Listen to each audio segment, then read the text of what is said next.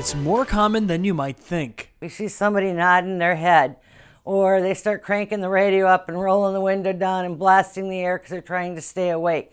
Anybody that's having those types of symptoms, they need to pull over at the nearest rest area. The CDC estimates more than 6,000 fatal crashes a year involve a drowsy driver. Drowsy driving can be extremely dangerous. It happens at early morning when the sun's first coming up.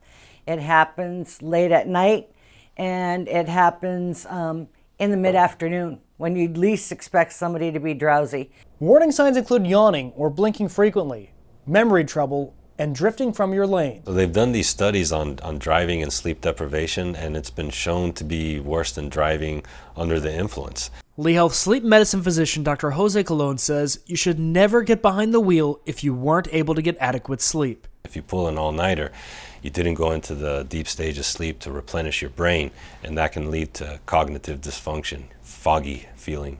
The CDC says 1 in 25 adult drivers have reported that they fell asleep while driving in the previous month. Lee Health has a sleep disorder center to help those struggling with sleep. You can learn more by searching for it on leehealth.org. For Lee Health, I'm Devin Turk.